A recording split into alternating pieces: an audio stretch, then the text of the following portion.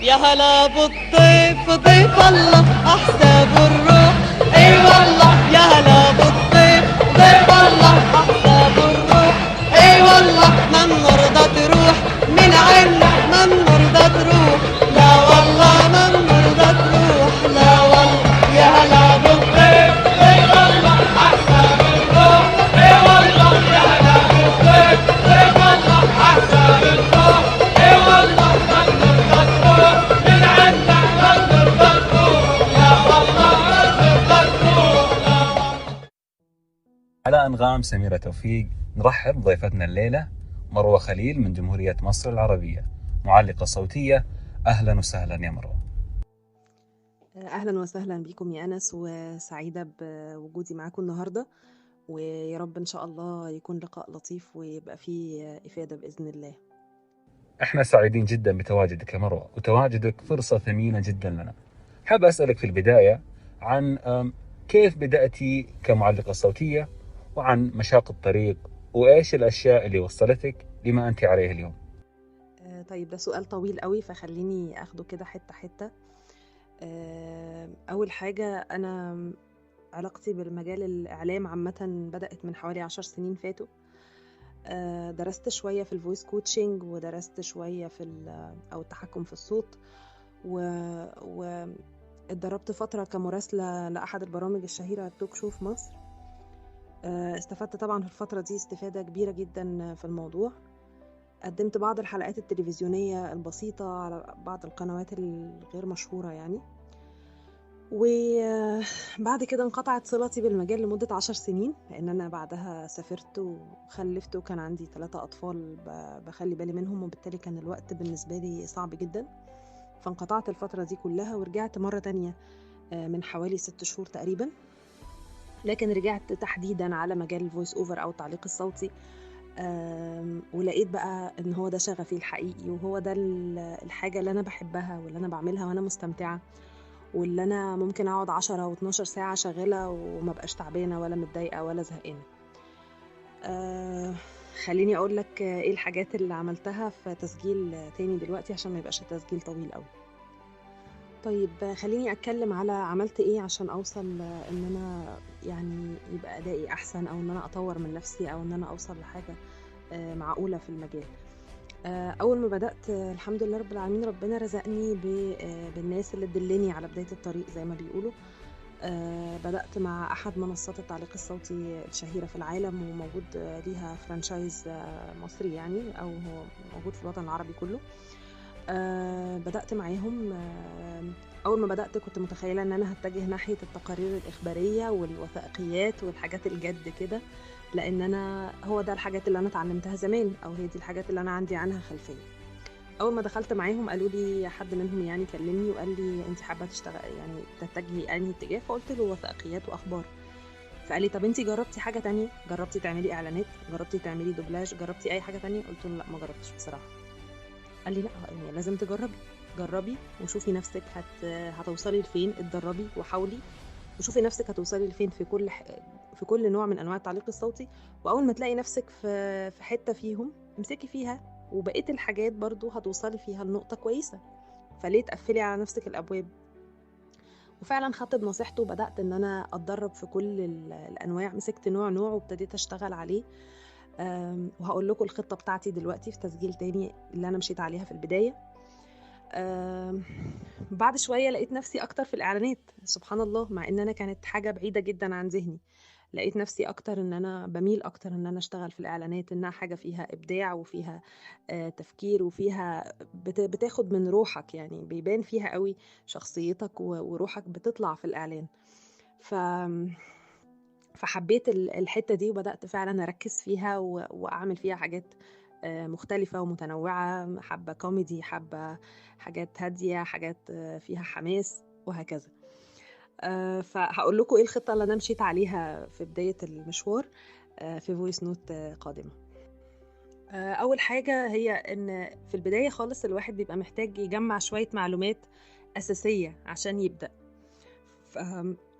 في كتير، على حتى لو الواحد مش مشترك في دورة أو في منصة أو في حد ما عندوش حد يدله، حد قديم أو حد موجود في المجال اوريدي ياخد بإيده، في كتير قوي على اليوتيوب محاضرات موجودة مسجلة بتتكلم عن التعليق الصوتي، عن أدواته، عن أنواعه، عن أشكاله، عن طرق إزاي الواحد يعمل يظبط نفسه، إزاي الواحد ياخد اتجاه للقراية في الأنواع المختلفة من التعليق الصوتي. فمهم جدا الواحد في البداية يبدأ يجمع معلومات تديله كده المفاتيح الأساسية للموضوع، أو ياخد فكرة عامة عن الموضوع. تاني حاجة مهمة جدا هي الاستماع، إن الواحد يسمع لمعلقين صوتيين آخرين شاطرين وبقالهم فترة في المجال وناس تقيلة، بحيث هيكتسب منهم السنس بتاع الموضوع، هيفهم الدنيا ماشية ازاي. كل ما يسمع أكتر، كل ما ودنه تبقى حساسة أكتر للي هو بيسمعه، كل ما ده هيبان في صوته بعد كده وهو بيأدي. فعندنا مثلا واحد زي الأستاذ جهاد الأطرش، زي الأستاذ بدر الأغا في الوثائقي، زي أستاذنا أستاذ وائل حبال في الحاجات المصري بقى هنلاقيه برضو بيعمل فويس اوفر باللغة العربية الفصحى، أستاذنا الأستاذ عصام سيف. ومن الجيل الجديد بقى في ناس كتير طبعا موجودين، يعني ماجد صبري، مايا سرجي، رامية بن علي، في كتير، منى شعراوي، في ناس كتير عملت حاجات بقالها مدة طويلة في المجال، وبالتالي هنكتسب منهم الخبرة كل ما نسمع لهم أكتر. فأنا كنت طول الوقت بشغل الحاجات بتاعتهم وأفضل أسمعها وأركز هما بيقولوها إزاي. حاجة كمان، أنا أسفة هفصل وهسجل فويس نوت كمان. طيب يبقى قلنا كده أول حاجة البحث عن المعلومات الأساسية، وتاني حاجة الاستماع لناس قامات كبيرة في المجال بقالهم فترة، هنعرف منهم الدنيا ماشية ازاي ودننا هتلقط الموضوع. الحاجة الثالثة والمهمة جدا جدا جدا، واللي فرقت معايا السما من الأرض، واللي فعلا لما برجع أسمع تسجيلاتي القديمة وأسمع تسجيلاتي دلوقتي بحس قد إيه حصل لي طفرة بسببها، هي التسجيل بالأخطاء. إن الواحد يفضل يسجل لنفسه وهو بيغلط، ويخلي حد خبرة أو عنده بعض المعلومات أو عنده يعني حد شغال في المجال أو عارف أساسيات المجال وعارف إيه القراية المظبوطة وإيه القراية اللي مش مظبوطة، يصلح لك، يسمع الحاجات اللي انت سجلتها ويقول لك لا انت غلطت في الحتة دي، الحتة دي كان المفروض تديها التنغيم الفلاني، الوقفات بتاعتك غلط، كذا. وما ناخدش الحاجات دي بقى بشكل هجومي، لا ناخدها ان احنا نتطور بيها، ناخد الملاحظات بتاعت الناس دي ونشتغل عليها. انا كنت باخد الملف الواحد بسجله اكتر من 20 مرة. اول ما بدأت باخد الملف الواحد اسجله مرة واغلط واوريه للناس، يقولوا لي لا عندك الغلط الفلاني وفلاني وفلاني، اخد الغلطات اللي قالوا عليها واشتغل عليها تاني، وارجع اوديه لهم يقولوا لي لا في لسه الحتة الفلانية اظبطها، طب لا ده في حاجة كمان اظبطها. ممكن اكتر من 20 مرة اسجله وما ازهقش. اهم حاجة ان الواحد لو هو شغوف فعلا بالحاجة هيبقى عنده استعداد يسجلها ولو 1000 مرة، بس يوصل في النهاية انه يظبطها، ولما يظبطها هيحس بسعادة وفرحة ملهاش مثيل فعلا. فإنك تسجل بالأخطاء وتلاقي حد يصلح لك لمدة من الزمن، مثلا 15 يوم، شهر، هتلاقي نفسك فرقت جامد جدا. حاجة كمان كنت بتدرب عليها هي القراءة الوهلية، إن أنت تجيب قطعة وتقراها بصوت عالي في لحظتها وتسجل لنفسك وتسمع وتشوف أخطائك، وهتلاقي ده بيطور جدا من لغتك ومن طريقتك ومن أدائك ومن كل حاجة. حقيقي القراءة الوهلية حاجة مهمة جدا لأي واحد بيبدأ في التعليق الصوتي. وعشان ألزم نفسي بالقراءة الوهلية كنت بدخل على أحد المنصات اللي بتعمل مواجهات يومية، اللي هي تطلع لك سكريبت وتديك ساعة تكون مسجله ومنتجه ورفعه، وحد تاني يعمل نفس السكريبت ويعملوا بينكم زي منافسة. كنت بعمل ده بشكل يومي علشان خاطر أفضل أدرب نفسي على إن أنا يطلع لي سكريبت ومطلوب مني خلال ساعة أكون مسلماه. فدي حاجة من الحاجات اللي بتفرق جدا وبتطور جدا من مهارات المعلق الصوتي. مهم طبعا كمان في البدايات ان الواحد لو بيسجل لنفسه في البيت يتعلم بعض اساسيات التحرير او الاديت للصوت، يتعلم يشتغل على برنامج زي اوداسيتي، زي ادوبي اوديشن، اي برنامج للاديت، بحيث ان هو يقدر يشيل النويز، يشيل الماوث كليكس اللي بتظهر في التسجيل، بحيث يبقى التسجيل بتاعه معقول يعني في البداية. وبعد كده يبدأ يزود على معلوماته حبة بحبة لحد ما يبقى بروفيشنال ويقدر يعمل ده بنفسه ويسلم فايل فعلا نظيف وحلو ومتظبط بشكل كويس. دي تقريبا الحاجات اللي الواحد بدأ يعملها أول ما بدأ، وحاول إن هو يستمر عليها فترة طويلة. بعد شوية بتلاقي بقى حاجات تانية أكتر، بتخش في تفاصيل أكتر، بتلاقي نفسك محتاج توسع نطاقك الصوتي أكتر، تعرف أنت القرار بتاعك اخره فين وتزوده، الجواب بتاعك اخره فين وتزوده، تشتغل على المشاعر، ازاي تبان في الكلام، حاجات بقى تانية كتير. لكن هي دي الاساسيات اللي فعلا بتعمل فرق. لو استمريت على الاساسيات دي لمدة 3-4 شهور حرفيا بتلاقي نفسك اتبدلت، وصوتك اتغير، وادائك اتغير، وبقيت في حتة تانية خالص غير اللي انت بدأت منها. يا رب اكون عرفت اجاوب على سؤالك يا انس. إجابة شافية جدا، يعطيك ألف عافية مرة. وفعلا زي ما يقولون الاستمرارية والممارسة هي سبيل النجاح لأي عمل. بعد إذنك يا مروة راح أعرض بعض الأعمال اللي سجلتيها. طبعا يا أنس معاك حق، فعلا الاستمرارية والممارسة الدايمة بتفرق جدا، وبتخلي الواحد كل شوية يتطور أكتر، وكل شوية يكتشف نقاط ضعفه ويقدر إن هو يعالجها، وتطلع له نقاط جديدة ويعالجها، وبتبقى فعلا الكنز في الرحلة. والاستمتاع بيبقى حقيقي أثناء الشغل وأثناء التعب. بعد كده لما بتعمل منتج حلو بتبقى فرحان بيه كأنه ابنك حقيقي. وطبعا اتفضل يا أنس اعرض زي ما انت تحب، يعني مفيش مشكلة. هل سمعتم بضمان نادي 7 سنين؟ تعالوا إلى مالانيز لتنالوا سيارتكم الفيات الجديدة بعروض رائعة على كامل خط معروضاتنا، خيارات رائعة، أسعار رائعة، ونعم ضمان حتى 7 سنين. مالانيز اوف نيوتنز آبت، لن تجدوا عرضا أفضل. تسري العروض على طرازات جديدة مختارة.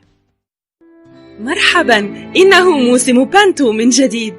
لا ليس ذاك، بلى هو ذاك. بنتون بلايرز تقدم سندريلا والأقزام 7 من 10 من يناير إلى 17 منه. سيكون عرضا رائعا ماتعا للعائلة كلها. تعالوا إذن واهتفوا للأبطال، واصرخوا في وجوه الأشرار، وأظهروا غضبكم تجاه زوج الأب الخبيثة، وساعدوا سندريلا على العثور على سعادتها الأبدية مع أميرها. سيكون العرض على مسرح أول ديري، وتبدأ العروض 7:15 كل مساء، مع عرض النهاري في 2:30 يومي السبت والأحد. احجزوا تذاكركم اليوم. اتصلوا ب013 002 01 020. نعم هلموا. طيب يا مروة، حاب أسألك سؤال يتردد صداه في أذهان كثير من المعلقين الصوتيين وخصوصا المبتدئين. هل التعليق الصوتي خامة صوتية وبس؟ ده سؤال مهم يا أنس. فعلا أحب أقولك إن الموضوع الخامة الصوتية مهم في التعليق الصوتي، أكيد محدش يقدر ينكر ده، لكن نسبتها من العمل الكلي حوالي 10% تقريبا. بقية الحاجات جهد وشغل وتعب وتعليم ومحاولات، وزي ما بيقولوا يعني بتاخد فعلا، لو الواحد فعلا شغوف بالحاجة وبيسعى وبيحاول، حتى لو صوته الخامة الصوتية بتاعته مش 100، الشغل هيكملها، السعي هيكملها. الغريب ان انا مثلا اول ما بدأت كان صوتي له ملامح وشكل مختلف خالص عن دلوقتي. يعني الصوت نفسه، الخامة الصوتية نفسها بيحصل عليها تغيير، لانك بتتعلم بقى تقنيات للتنفس مختلفة، بتتعلم ازاي توسع نطاقك الصوتي حبة بحبة بالتدريب وبالتمرين. بتاخد بقى على طريقة التلحين والتنغيم، على طريقة ازاي تسترس او تضغط على بعض الكلمات وانت بتتكلم فيبقى لها معنى مختلف. بتتعلم تقنيات مختلفة. الحاجات دي عليها عامل كبير جدا جدا جدا في التعليق الصوتي، يمكن اكتر من فكرة الخامة الصوتية او الموهبة نفسها.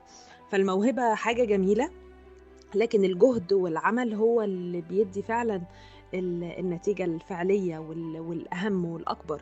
إنما الموهبة والخامة الصوتية تكمل ده وتجمله، لكن هي لوحدها مش كفاية أكيد. بس خليني بس أكد على نقطة، معلش عشان ممكن أكون ما وضحتهاش قوي، إن لما تسجل بالأخطاء لازم اللي يراجع لك ملفك واللي يقول لك أخطائك فين واللي يصلحه لك يكون حد بروفيشنال، ما يكونش أصحابنا وحبايبنا وأهلنا وقرايبنا. أنا أول ما بدأت كنت بسمع الملفات بتاعتي لأصحابي وقرايبي يقولوا لي واو تحفة فظيعة ما حصلتيش، أجي أسمعها لحد بروفيشنال يطلع لي 1000 غلط وغلط.